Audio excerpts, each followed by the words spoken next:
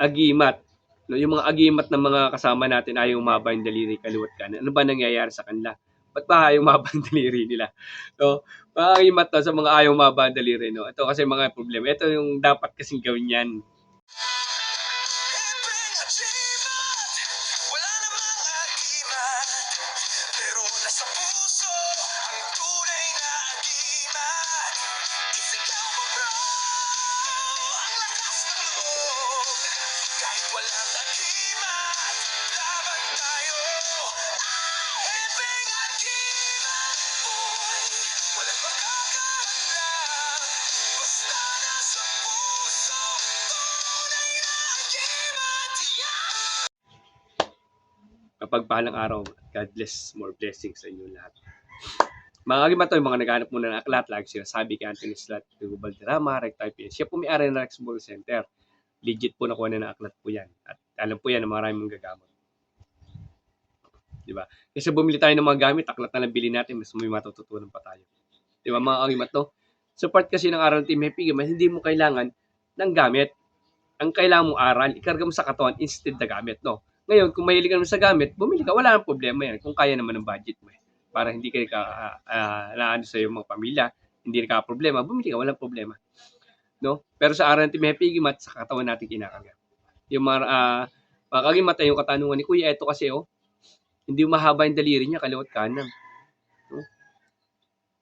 Mga kagimat na, sa pag daliri kasi, na hindi mahaba kasi yung daliri natin kaliwat kanan. No? Ang gamit, patay po ang gamit. Malibang kung may susi po. Ayan. Okay mga kagimat to. Ito kasi, yung gamit kasi natin, pag ipinatong kasi natin yan dito, itong gamit natin. Pag pinatong kasi niya, mahaba yung daliri natin. Pag nilipat mo sa kabila, kalimitan niya, lumilipat din siya. Okay? Ito kasi yung buhay na gamit. No? Lumilipat yung daliri mo. Kasi po, may force of energy. Kasi, kung walang force of energy kasi yung gamit nyo, patay ang gamit. Malibang kung may susi siya. Yung susi na sinasabi ko sa inyo, yung pamamagitan na pag kinusagra po siya, binibinyagan po siya ng pangalan. At pinapamilian, huwag kang magpaparamdam hanggat di ginagambala yung may-ari na nagtatangan ng gamit ito. Ngayon po, sa bigyan ko hindi po tayo nagtatas ng aral, pero bibigyan ko ng aral. No? Meron kasi mga nagkukusagra ng gamit na wala kasing ganito pamamaraan, pamimili. So, kunyari sample, binigyan ko kayo ng mga gamit. Ayaw maba yung daliri nyo, kaliwat kanan. Ngayon, ibibigay ko sa inyo yung susi. Paano matatawag yung gabi nito? Yung kaibigan. Pag tinawag nyo kaibigan, paramdam ka hahaba yung daliri nyo kasi tinawag nyo sila. Iyan po yung pamamagitan ng aral ng Team Happy Agimat na lahat ng gamit, binibinyagan natin ng pangalan at pinapasakop natin at binibinyagan natin sa pangalan ng tatlong persona. Ang Diyos Ama na may gawa ng langit at lupa, Diyos Ama, Sukro sa Diyos Espiritu Santo. Doon natin pinapasakop yan, binibinyagan natin ng pangalan ng kaibigan. Kaya pag tinawagan nyo ng kaibigan, paparamdam yung daliri nyo ngayon nahahaba. Iyan po yung aral ng Team Happy. Kasi sabi ko, hindi tayo nag-aangat ng aral, hindi tayo nagtataas sa sarili na may aral tayo na ganun. Ayan po, binigay ko na sa inyong aral para dagdag idea sa mga nag-aaral sa mundo ng spiritual, nagkaroon na kayo ng idea ngayon. Okay? Pag nagkonsagra kayo, ganun gawin nyo. Para ano. Pero okay lang naman, kung ayaw nyo, nasa sa inyo pa rin yan. No, mga kagimat, no? Ayun, yung katanungan ni Kuya, sana mabigyan natin ng kasagutan na ba't mahaba daliri, hindi yung mahaba yung daliri no, ano. No?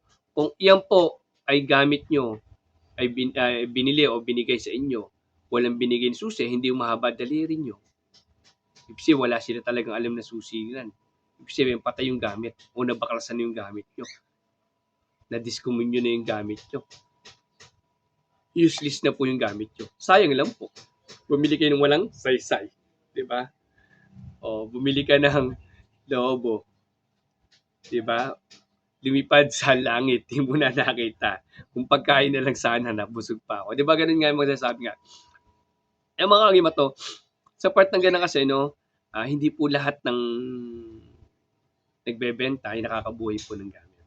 Kaya, kilalanin din po natin yung nakapagbuhay ng gamit na magiging proteksyon natin yung gamit sa ating pang-araw-araw. Pero sa aral po ng Team Happy Agimat, hindi nyo po kailangan ng gamit. Kaysa bumili kayo ng gamit, aklat na lang po ang bilhin nyo. May matututunan pa po kayo. Diba?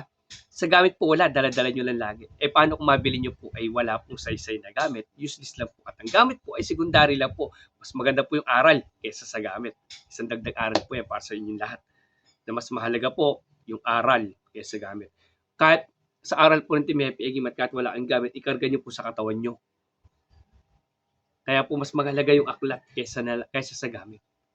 Kung bumili kayo ng 1,000, 2,000, 3, 4, 5 hanggang kung magkano man presyo ng ano niyan, bilhin nyo na lang aklat. Magbasa kayo. Mas marami kayo matututunan at may kakarga sa katawan nyo. Maraming salamat. God bless inyo lahat. Yung mga may katanungan, comment lang wala kayo. At yung agi sa aral namin, skip lang po kayo, panti ko kayo ni negatibo. Comment lang po at gawin natin ng aral po yung inyo. Bis aral Team Happy Igimat sa puso. Tunay na Agimat.